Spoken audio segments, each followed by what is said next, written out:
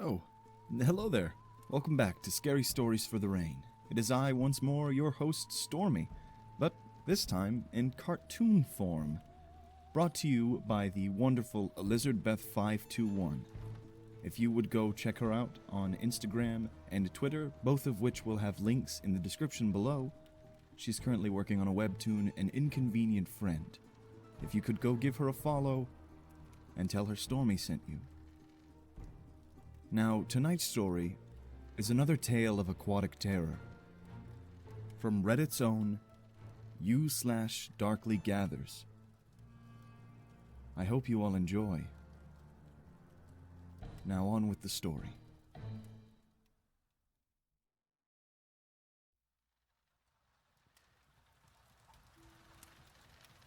I'm the last lighthouse keeper in Scotland, when something calls to me from beyond the waves. By u/Darkly Gathers.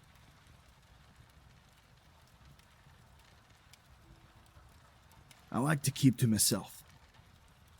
That probably doesn't surprise you all that much with my profession and all. Some'd be driven stark mad doing what I do. I have no doubt about that.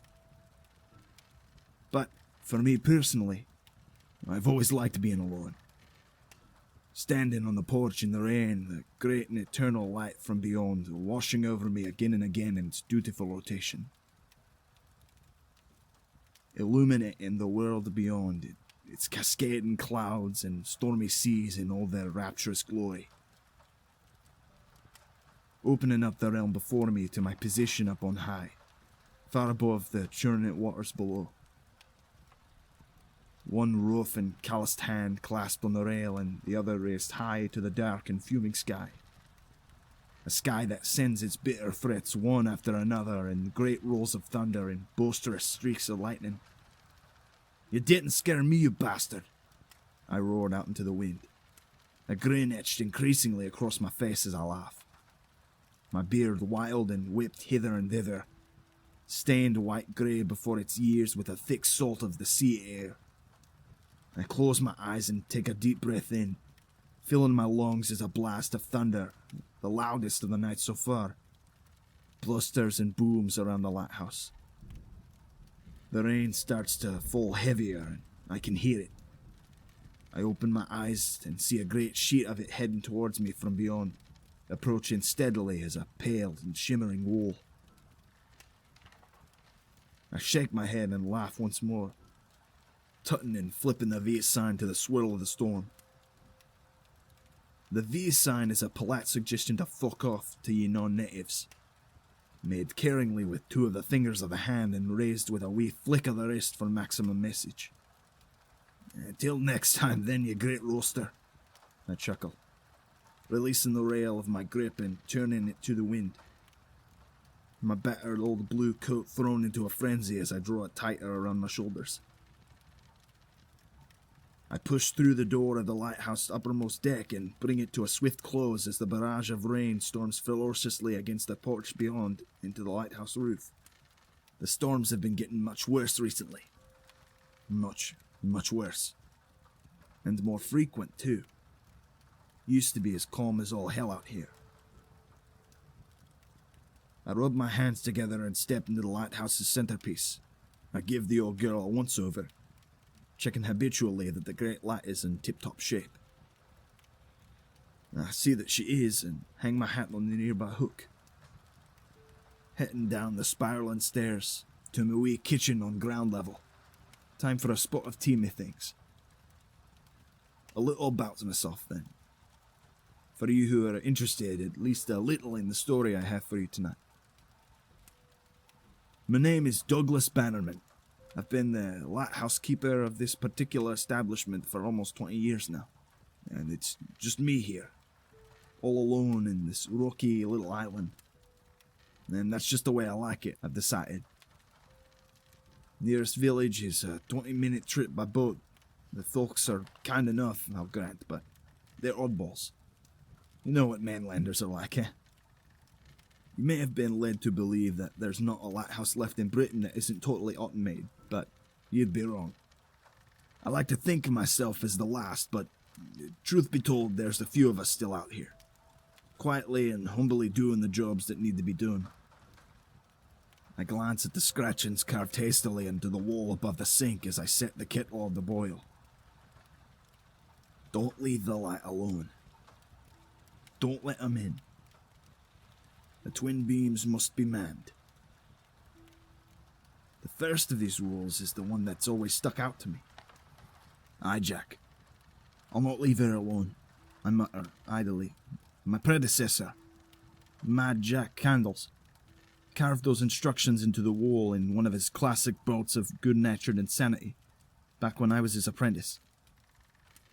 His last, as it happened, before he took off with a boat and sailed into the sea, and was never seen or heard from again. Crazy fucker. I have no clue what those other two rules are supposed to mean. Don't let him in. The twin beams must be manned. I don't get many visitors on my wee island, I can tell you that much for free. And the twin beams... Never been able to make heads or tails of that one. The kettle starts to whistle and I pour myself a steaming mug. Watching the wisps rise pleasantly from the rim and the rain batters down against the walls of the lighthouse. Weathered better lit up, I say out loud, to no one in particular. Else I may not be able to see the door tonight. It's the night of the reflection after all. Not some poncy in the reflection nonsense, mind, just for the information. A true reflection, the reflection. A shimmering, unearthly reflection, caught in the beam of the tower's light. On the same night, like clockwork, every month.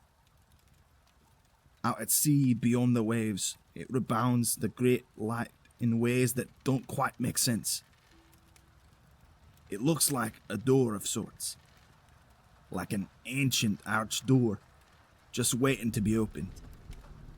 Hence the name. Caught my first glimpse of the door about 7 months ago. A minute or two before the dawn. I couldn't believe my eyes. I couldn't comprehend. I couldn't look away. And then came the icy ripple of the wind. My eyes were forced shut. I had to shield my face. And when I looked back, the door was gone. It occupied my thoughts for the better part of a week. Such an obscurity as that was. But then, as we often do, we start to doubt the things that we've seen, the things that don't make sense, and I promptly forgot about it all. Until, that is, by freak chance, it caught my gaze again as I pissed through the rail one tumultuous night, onto the rocks and the fourth the ocean below.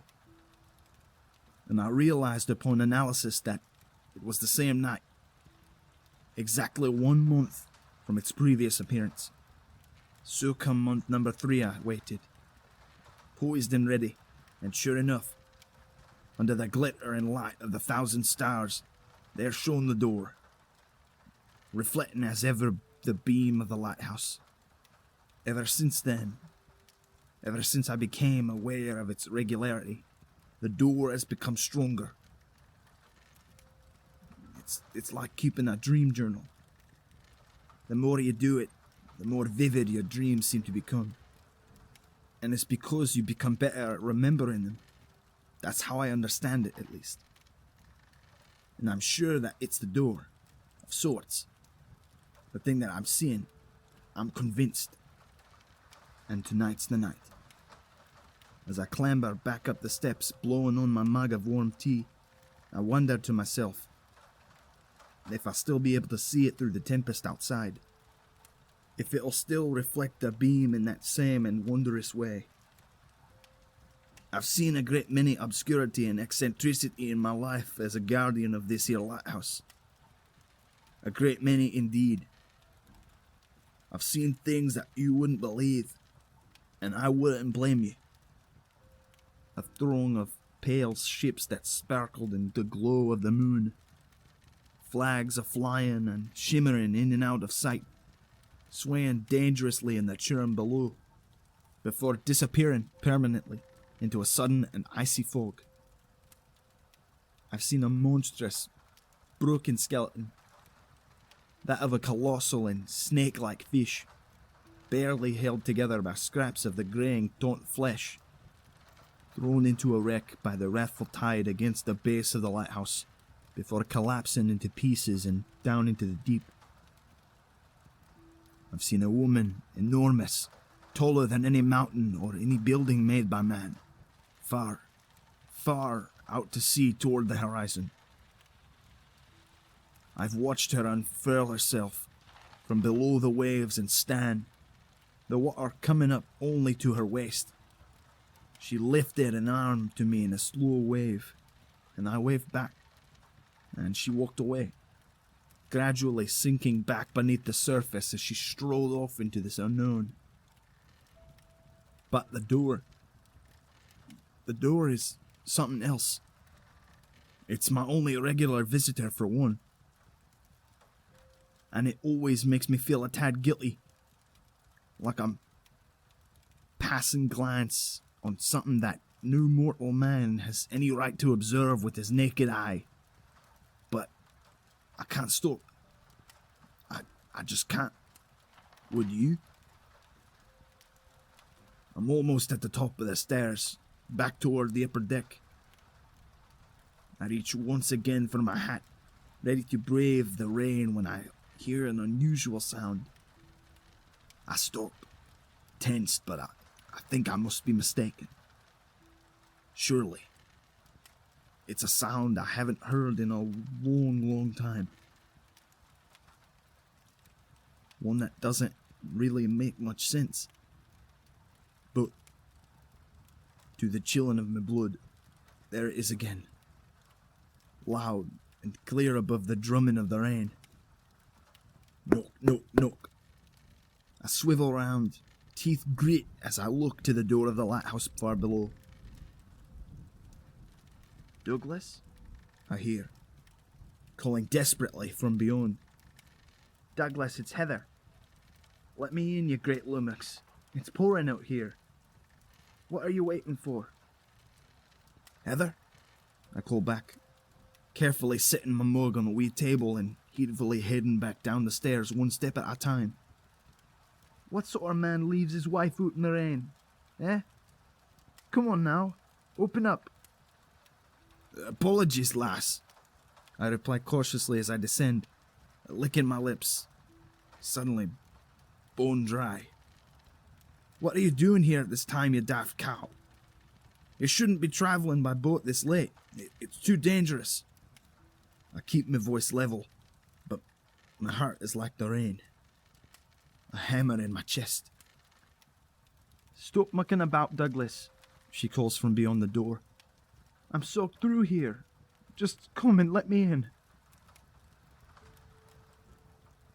I don't deign reply this time. I unhook my shotgun from the wall, and I step towards the door. Lightning flashes in the world beyond.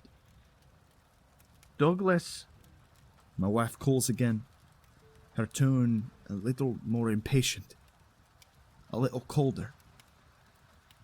Douglas, let me in.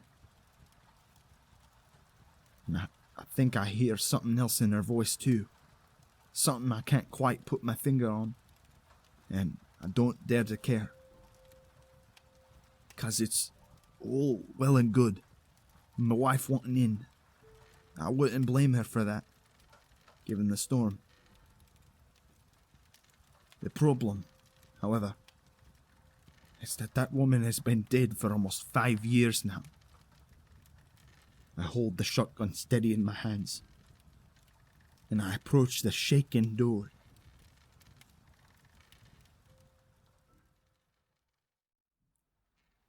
Hello there, YouTube. Stormy here. I hope you enjoyed tonight's story. If you did, make sure to like and subscribe and comment down below what you liked about it. And if there are any more stories that you would like me to do, make sure to comment those down below as well, and I will be more than glad to check them out.